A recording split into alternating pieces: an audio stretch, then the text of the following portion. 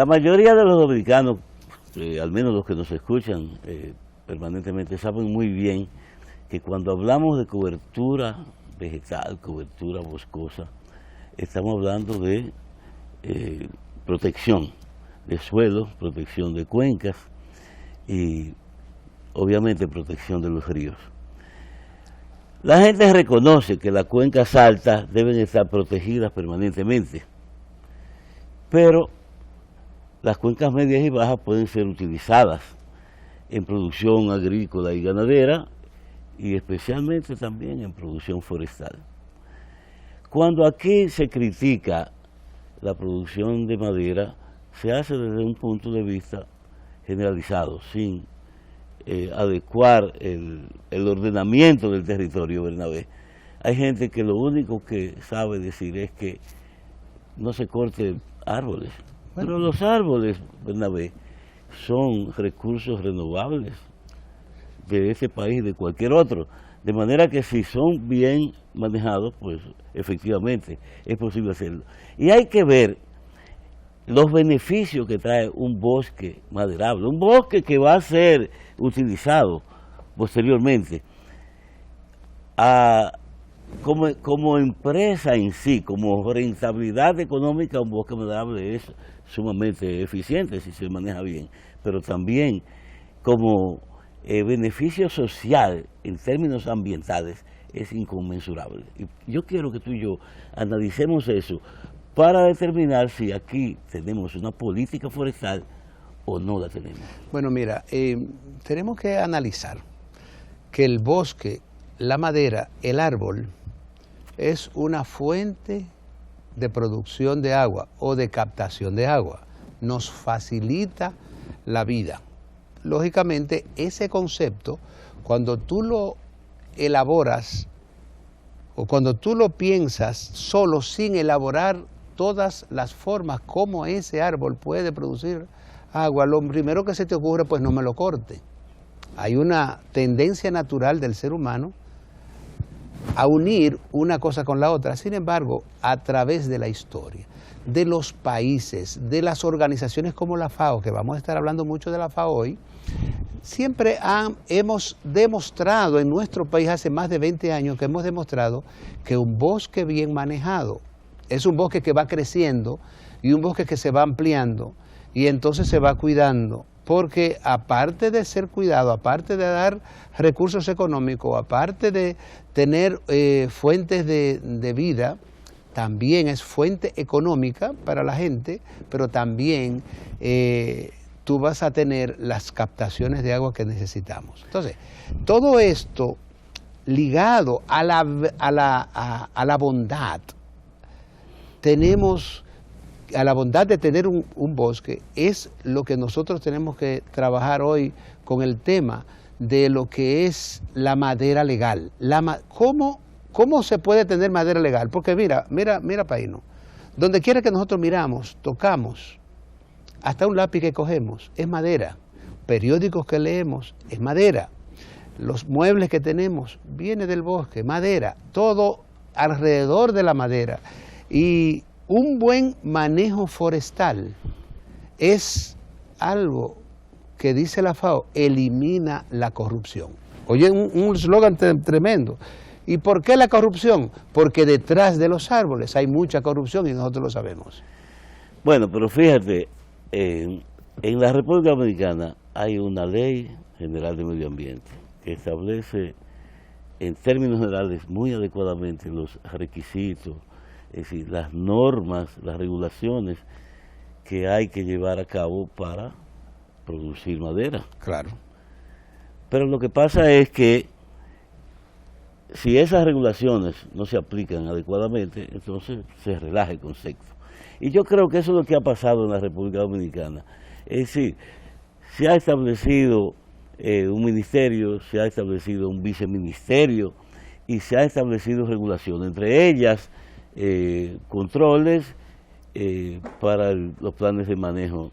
Se han autorizado una serie de planes de manejo que no se conoce la rigurosidad de esas autorizaciones y tampoco se sabe de la rigurosidad del monitoreo de esos planes de manejo. Además, ¿dónde se han autorizado planes de manejo? Eso hay que verlo también. Porque si los planes de manejo se autorizan en cuencas altas, ya hay un primer problema.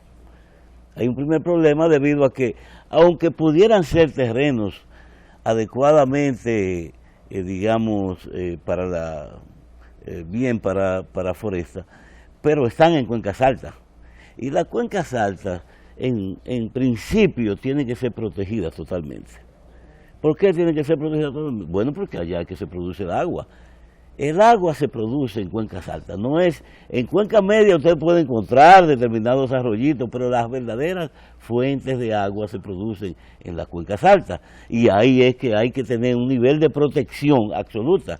Pero ¿qué es lo que ocurre, Bernabé? Lo que ocurre es que en las cuencas altas hay áreas protegidas, que bueno, si son protegidas, el término define lo que hay que hacer, son protegidas.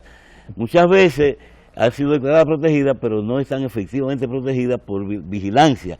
Y hay violaciones de dominicanos y de extranjeros. Nosotros sabemos que muchos haitianos aquí operan en el corte de árboles para carbón, pero son siempre asociados a dominicanos. Siempre. Entonces, por falta de vigilancia adecuada, algunas áreas protegidas son afectadas por problemas de deforestación. Pero en general se supone que una área protegida no debe ser tocada porque es protegida. Ahí se protege la cobertura vegetal, se protege la biodiversidad y todo lo que ello implica. Ahora bien, en las cuencas altas no solamente hay áreas protegidas, también hay propiedades privadas.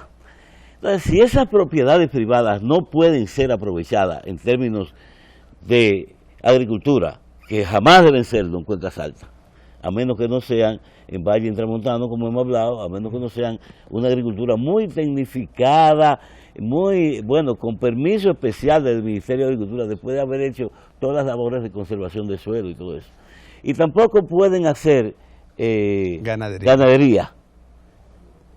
Cobertura vegetal, bueno, si es cobertura vegetal que debemos tener en las cuencas altas, como debe ser, entonces los dueños de propiedades privadas tienen que ser compensados.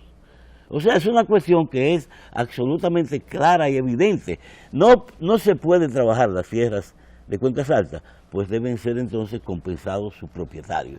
¿Cómo se pueden compensar los propietarios? Comprándoselas o pagándole el servicio ambiental que esas tierras están proveyendo al país, al tener un bosque permanente que no se toca.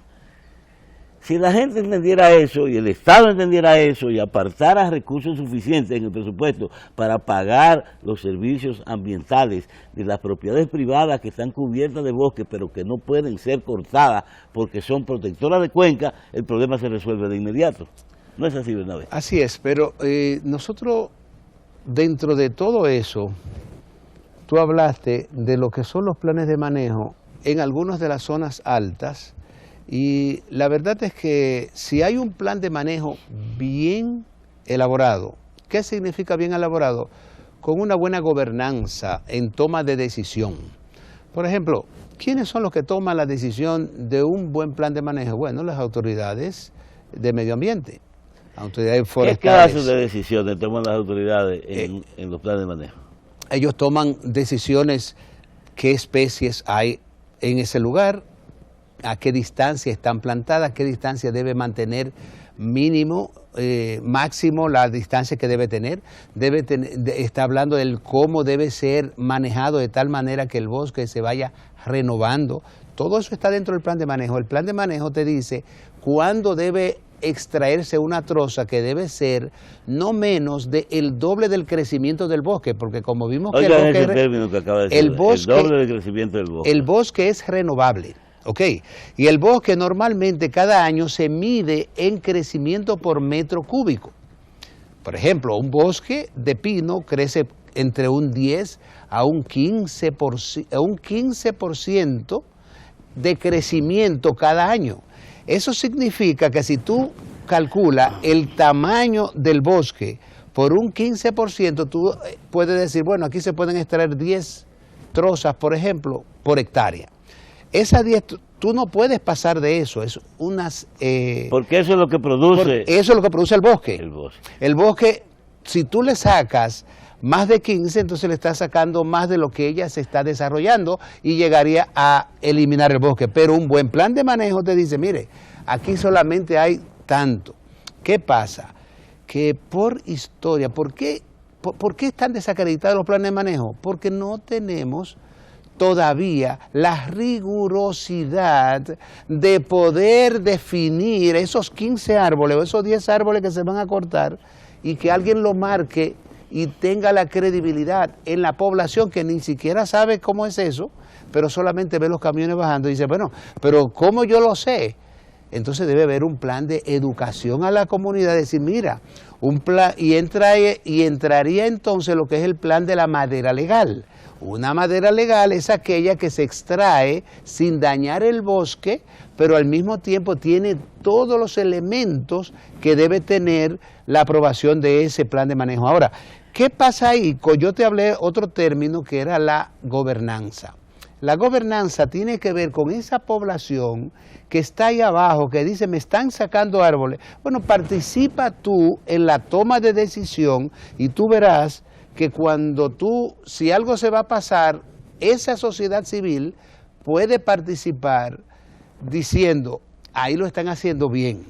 Por ejemplo, hay organizaciones como el Plan Yaque, como la Cámara Forestal Dominicana, como organizaciones de la misma comunidad, puede ser los ayuntamientos, que ellos deberían participar en la toma de decisión y eso haría legal ese árbol que sale. Yo creo que no es muy difícil, lo único que es tomar en cuenta a los participantes y a los dueños de todos esos árboles que somos todos.